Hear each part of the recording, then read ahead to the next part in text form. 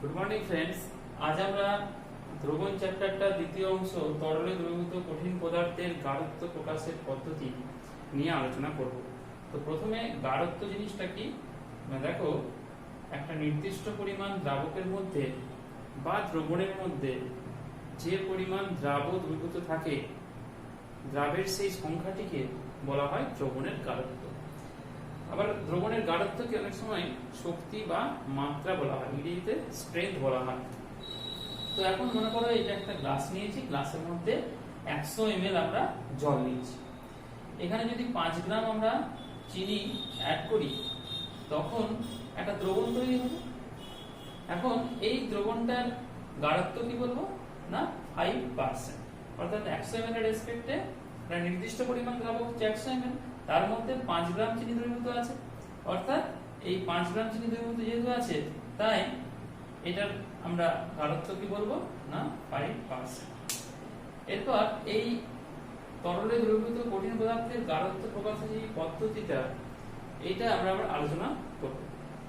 প্রথমে হচ্ছে শতকরা মাত্রা, তারপর নর্মালিটি, মোলারিটি, ফর্মালিটি, মোলারিটি, মোল ভগ্নাংশ, আর হচ্ছে ppm। প্রথমে আসি শতকরা মাত্রা। দেখো তো শতকরা মাত্রাকে আমরা তিন ভাগে ভাগ করা যায়। একটা হচ্ছে ওজন শতকরা মাত্রা, মানে W/W।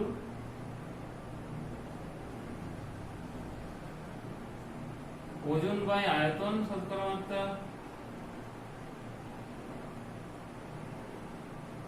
মানে W/V শতকরা মাত্রা। আর 3 নম্বর তিন ভাবে প্রকাশ করা যায়, এটা হচ্ছে আয়তন বাই আয়তন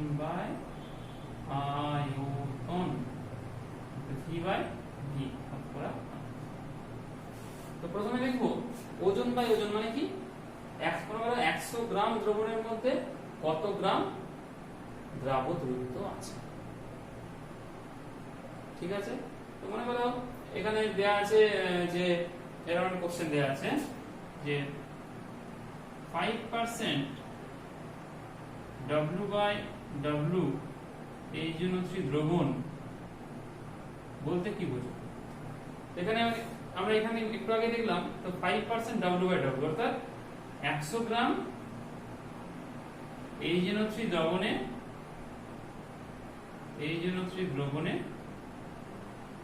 5 গ্রাম এই জন্য দ্রবীভূত আছে।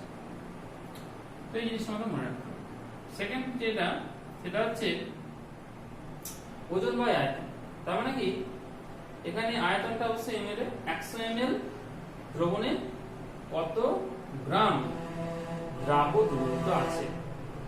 ঠিক আছে, 100 ml, আর বলছি 100 ml দ্রবণের মধ্যে কত গ্রাম দ্রাবক দ্রবীভূত আছে। মনে করো এটা যদি বলি 5% W/V এই জন্য এই দ্রবণ বলতে কি বোঝো। তার মানে 100 ml এই জন্য দ্রবণের মধ্যে 5 গ্রাম এই জন্য দ্রবীভূত আছে। নেক্সট পোরশন হচ্ছে আয়তন। আয়তন মানে বুঝতেই পারছো যে 100 ml কোন দ্রবণের মধ্যে কত ml দ্রাবক দ্রবীভূত আছে। এটা যদি আমরা লিখি 5% V/V এই জন্য, এর মানে কি না 100 ml এই জন্য দ্রবণের মধ্যে 5 ml এই জন্য দ্রবীভূত অবস্থায় আছে। তো এই হয়ে গেল আমাদের শতকরা মাত্রা। এরপর আমরা নেক্সট পোরশন সেটা হচ্ছে নরমালিটি নিয়ে আলোচনা করব।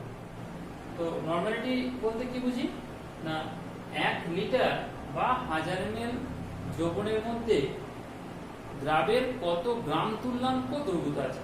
তাহলে এখানে ফোকাসটা কোথায় করা হচ্ছে 1000 ml দ্রবণ, আর দ্রাবকটা কতটা আছে না কত গ্রাম তুল্যাঙ্ক। ঠিক আছে, যত গ্রাম তুল্যাঙ্ক দ্রবীভূত থাকবে সেই সংখ্যাটাই হচ্ছে ওই দ্রবণটা নরমালিটি। 1 লিটারের মধ্যে কত গ্রাম তুল্যাঙ্ক দ্রবীভূত থাকবে কোন দ্রাবের, সেটাই হচ্ছে ওই দ্রবণটা নরমালিটি। এখন যদি 1 লিটারের মধ্যে কোন দ্রাবের 5 গ্রাম তুল্যাঙ্ক দ্রবীভূত থাকে তখন দ্রবণটা নরমালিটি কত হবে 5। এখন 1 লিটারের মধ্যে যদি 0.5 গ্রাম তুল্যাঙ্ক দ্রবীভূত থাকে তখন দ্রবণটার নরমালিটি কত হবে 0.5 n। ঠিক আছে, এই জিনিসটা আমাদের মনে রাখতে হবে। তার মানে আমরা যদি মনে করি একটা দ্রবণ নিলাম যেখানে W পরিমাণ W গ্রাম দ্রাব্য দ্রবীভূত আছে, দ্রাব্য আছে W গ্রাম। এখন দ্রবণটার আয়তন যদি V লিটার হয়, দ্রবণটার আয়তন কত বলছি V লিটার, এবং এই দ্রাবের যদি তুল্যাঙ্ক ভার যদি E হয়, তুল্যাঙ্ক ভার কি বলছি E, তাহলে এই দ্রাবের গ্রাম তুল্যাঙ্ক কত হবে? গ্রাম তুল্যাঙ্ক আমরা জানি গ্রাম তুল্যাঙ্ক সমান কি ওজন ডিভাইডেড বাই তুল্যাঙ্ক ভার। তো এখানে দ্রাবের ওজন কত W গ্রাম ডিভাইডেড বাই তুল্যাঙ্ক ভার কত E, তাহলে এটা হয়ে গেল এর গ্রাম তুল্যাঙ্ক। গ্রাম তুল্যাঙ্ক। এখন এই গ্রাম তুল্যাঙ্কটা V লিটার দ্রবণে দ্রবীভূত আছে, তাহলে 1 লিটারে কত দ্রবীভূত আছে? 1 লিটারে যেটা দ্রবীভূত থাকবে সেটাই হয়ে যাবে নরমালিটি। তাহলে V লিটার দ্রবণে দ্রবীভূত আছে W বাই E, তাহলে 1 লিটার দ্রবণে কত দ্রবীভূত থাকবে W by E into V। তাহলে নরমালিটি সমান আমরা লিখতে পারি W by E into V, অর্থাৎ দ্রবণে দ্রবীভূত দ্রাবের ওজন ডিভাইডেড বাই দ্রবণের আয়তন লিটার এককে গুণিত দ্রাবের তুল্যাঙ্ক ভার। খুব ইম্পর্টেন্ট জিনিস একটু দেখে নেবে। নরমালিটি n সমান W by E into V। বা আমরা যদি এটাকে ভেঙে এভাবে লিখি W বাই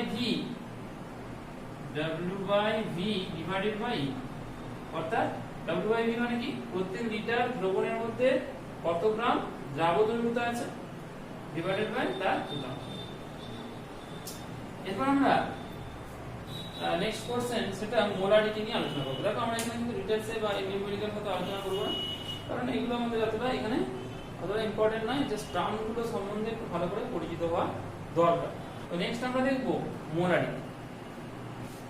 দেখো মোলারিটি মানে কি না, কোন দ্রবণের 1 লিটারে কত মোল, কত গ্রাম মোল বা কত গ্রাম অণু দ্রাব্য দ্রবীভূত অবস্থায় আছে, সেই সংখ্যাটি, এই গ্রাম অণু বা গ্রাম মোল সংখ্যাটিকেই বলা হয় ওই দ্রবণটি মোলারিটি।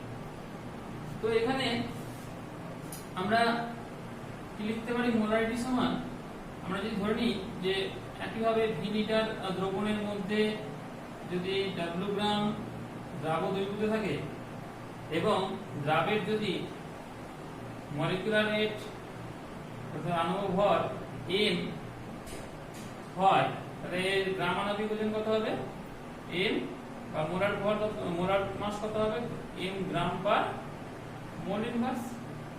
তাহলে মোট সংখ্যা আমরা যদি বার করব এখান থেকে, দ্রাবের মোট সংখ্যা সমান কি হবে W বাই m।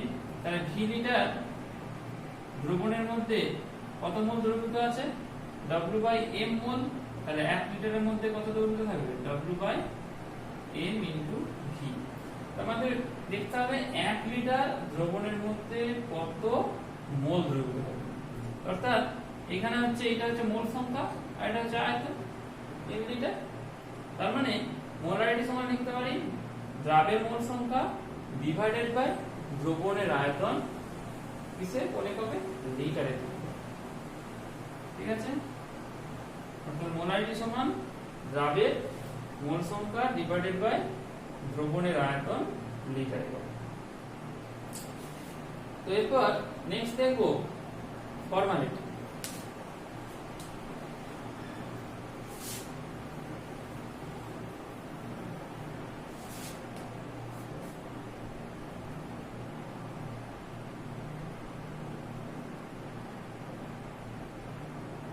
ফর্মালিটিকে আমরা ক্যাপিটাল F দিয়ে রিপ্রেজেন্ট করব। দেখো ফর্মালিটিটা সেই সব যৌগের দ্রবণের ক্ষেত্রে হবে যারা জলীয় দ্রবণে অণু হিসাবে যাদের কোনো অস্তিত্ব নেই, অর্থাৎ আমরা আয়নিক কম্পাউন্ড বলতে পারি যারা জলীয় দ্রবণে টোটালি কি হয়ে যাবে, আয়নে ডিভাইড হয়ে যাবে।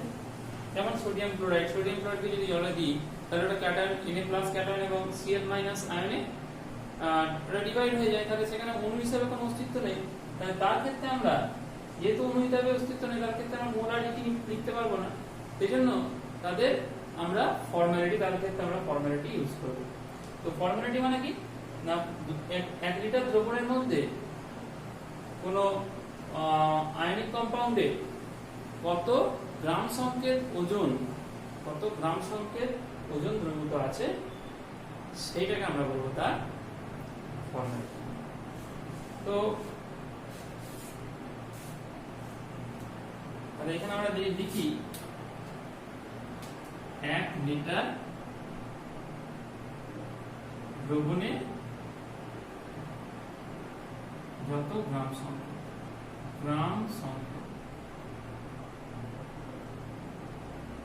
ভর দ্রবীভূত থাকবে সেই সংখ্যাটিকে আমরা বলবো 1 লিটারে যত গ্রাম সংকেত। ঠিক আছে, সেটাকে আমরা বলবো দ্রবণটা ফর্মালিটি। এখন আমরা যদি একটা एग्जांपल নিই, এই সোডিয়াম ক্লোরাইড NaCl এর মনে করো NaCl এর জ্বলে যাবে। এখানে NaCl এর গ্রাম সংকেত ভর কত? NaCl এর সোডিয়াম 23 আর ক্লোরিন হচ্ছে 35.5।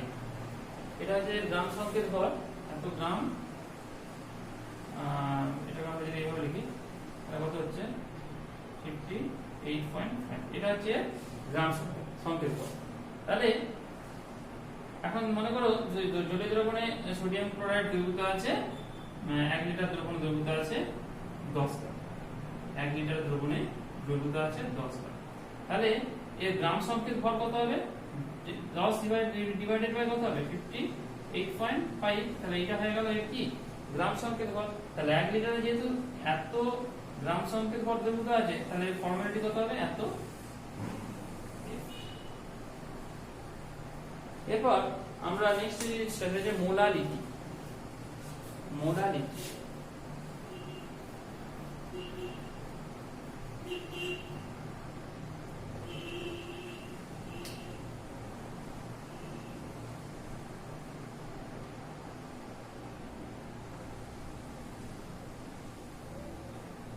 একে আমরা ছোট হাতের m দিয়ে রিপ্রেজেন্ট করব। দেখো একটু আগে আমরা যেগুলো আলোচনা করলাম যে শতকরা মাত্রা বা নরমালিটি, মোলারিটি বা ফর্মালিটি, এরা সবাই কিন্তু দ্রবণের আয়তনের উপর নির্ভর করে। তাই ওই সকল যে গাঢ়ত্ব প্রকাশের যে পদ্ধতিগুলো সেগুলো কিন্তু উষ্ণতার উপর নির্ভর করবে। কারণ আমরা কি জানি উষ্ণতা পরিবর্তনে আয়তনের পরিবর্তন হয়। কিন্তু তারা দ্রবণের আয়তনের উপর নির্ভর করে, তাই তাদের ক্ষেত্রে আমরা উষ্ণতা পরিবর্তনে ওইসব টার্মগুলোর কিন্তু পরিবর্তন হবে, ওইসব গাঢ়ত্বের কিন্তু পরিবর্তন হবে। কিন্তু মোলারিটির ক্ষেত্রে কিন্তু এই কেসটা এটা হয় না। মোলারিটির ক্ষেত্রে এটা হয় না। কারণটা কি? মোলারিটি ক্ষেত্রে আমরা দেখব যে কোনো আয়তন ভিত্তিক টার্ম ইনভলভ এর ক্ষেত্রে নেই। তো মোলারিটি মানে কি না, 1000 গ্রাম দ্রাবকের মধ্যে 1000 গ্রাম দ্রাবকের মধ্যে যত গ্রাম অণু বা গ্রাম মোল দ্রাব্য দ্রবীভূত থাকে সেই দ্রাবের সেই সংখ্যাটিকে আমরা বলবো দ্রবণটির মোলারিটি। 1000 গ্রাম দ্রাবক না লিখে আমরা 1 কেজি দ্রাবক লিখতে পারি। 1 কেজি দ্রাবক, তার মধ্যে যত গ্রাম মোল বা গ্রাম অণু দ্রাব্য দ্রবীভূত থাকবে সেই সংখ্যাটিকে দ্রাবের সেই সংখ্যাটিকে আমরা বলবো মোলারিটি। এখন আমরা ধরে নিচ্ছি, মনে করছি যে 1 কেজির মধ্যে 5 কেজি দ্রাবকের মধ্যে আমরা দ্রবীভূত আছে 2 মোল দ্রাবক। তাহলে দ্রবণটির মোলারিটি কত হবে? 2 ডিভাইডেড বাই 5। এটা হয়ে যাবে এর মোলারিটি। কারণটা কি? এখানে দ্রাবের মোল সংখ্যা ডিভাইডেড বাই দ্রাবকের ওজন কেজি এককে তাকে আমরা বলবো কি দ্রবণটি মোলালিটি। অর্থাৎ মোলালিটি m সমান দ্রাবের ওজন, দ্রাবের মোল সংখ্যা ডিভাইডেড বাই কেজি এককে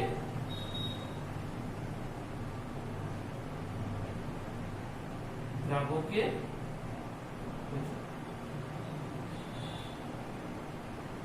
দ্রাবকের ভর। জন্য লিখে আমরা লিখে লিখব দ্রাবকের, এটা হচ্ছে দ্রাবের মোল সংখ্যা ডিভাইডেড বাই কেজি এককে দ্রাবকের ভর। তাহলে এই হয়ে গেল মোলালিটি। নেক্সট আমরা দেখব, এখন দেখো এখানে যে এটা হচ্ছে মোল সংখ্যা, এটা হচ্ছে দ্রাবকের ভর। যেহেতু ভর উষ্ণতার উপর নির্ভর করে না, তাই এই মোলারিটি উষ্ণতার উপর নির্ভরশীল নয়। এই মোলারিটি টার্মটা আমরা দেখব, বা মোলারিটি টার্মটা আমরা দেখব আমরা যখন পলিমেরিক প্রপার্টি, সেখানে কিন্তু এই টার্মটা কিন্তু ইনভলভ থাকবে। এরপর নেক্সট পোরশন আমরা দেখব মোল ফ্র্যাকশন, অর্থাৎ মোল ভগ্নাংশ।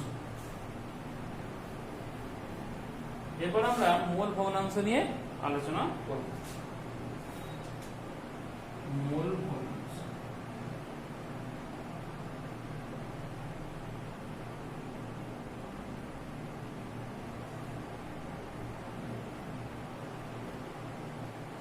মোল ভগ্নাংশকে আমরা x দিয়ে ডিনোট করা হয়, এটাতে x দিয়ে ডিনোট করা হয়। মোল ভগ্নাংশ মানে কি?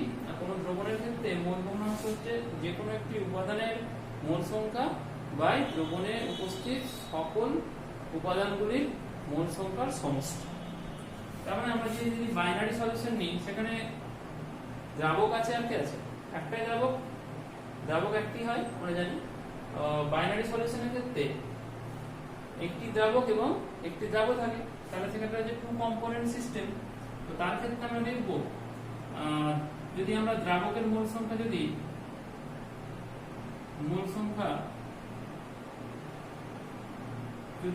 n1 ধরি আর দ্রাবের মোল সংখ্যা যদি n2 ধরি, তাহলে আমি কি বললাম মোল ভগ্নাংশ মানে কি? যে কোনো একটা উপাদানের মোল সংখ্যা ডিভাইডেড বাই সমস্ত উপাদানগুলির মোল সংখ্যা। তাহলে মোল ভগ্নাংশকে যদি আমরা x দিয়ে ডিনোট করি, যদি আমরা দ্রাবকের মোল ভগ্নাংশ ক্যালকুলেট করি, তাহলে x1 সমান কি হবে? দ্রাবকের মোল সংখ্যা n1 বাই টোটাল মোল সংখ্যা মানে n1 প্লাস n। একইভাবে দ্রাবের যদি মোল সংখ্যা আমরা দেখি, তাহলে x2 সমান মোল ভগ্নাংশ, যদি আমরা দ্রাবের মোল ভগ্নাংশ দেখি, তাহলে x2 সমান কি হবে? n2 divided by n1 plus. বোঝা গেছে? তো এই x1 প্লাস x2 সমান কত হবে? n1 by n1 plus n2 plus n2 by n1 plus, অর্থাৎ এলসিএম কত হবে? n1 প্লাস n2, তাহলে উপরে আমরা পাবো n1 প্লাস n2 সমান, অর্থাৎ x1 সমান কি লিখবো? 1 মাইনাস, অর্থাৎ দ্রাবকের মোল ভগ্নাংশ সমান 1 মাইনাস দ্রাবের মোল ভগ্নাংশ। তো এই মোল ভগ্নাংশ কিন্তু উষ্ণতার উপর নির্ভর করে না। তো নেক্সট আমরা দেখব ppm।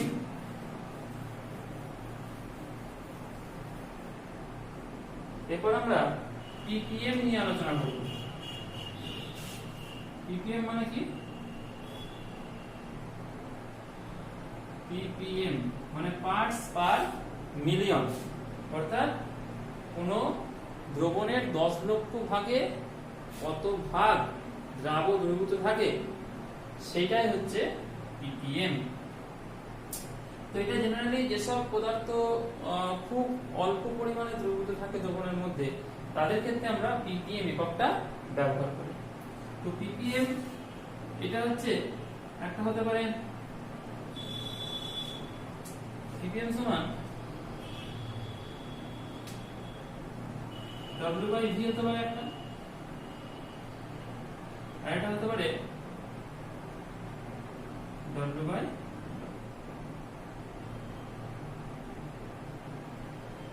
তো W বাই V মানে কি প্রতি 10 লক্ষ ভাগ আয়তনে কত ভাগ ওজনের দ্রাব দ্রবীভূত আছে সেটা হচ্ছে ppm W বাই V। তার মানে দ্রাবের ওজন গ্রাম বাই দ্রবণের আয়তন এটা লিখবো ml গুণিত 10⁶। ঠিক আছে। আর এই ক্ষেত্রে W বাই W মানে কি এখানে দ্রবণের পরিমাণটা আয়তন হতে পারে বা ওজনও হতে পারে, কিন্তু দ্রাবের ওজন সবসময় কি হবে, দ্রাবের ক্ষেত্রে দ্রাবের পরিমাণটা সবসময় ওজন ভিত্তিকই হবে। এক্ষেত্রে আমরা দেখছি দ্রাবের ওজন বাই গ্রাম বাই দ্রবণের ওজন, এটাও কিন্তু গ্রাম ইনটু 10⁶। এখন এটাকে যদি মাইক্রোগ্রাম করে নিই তাহলে 10⁶ লেখা দরকার নেই, আবার এটার ক্ষেত্রেও তাই মাইক্রোগ্রাম করে নিলে 10⁶ লেখা কিন্তু দরকার নেই। তো এই হয়ে গেল তরলে দ্রবীভূত কঠিন পদার্থের গাঢ়ত্ব প্রকাশের পদ্ধতি।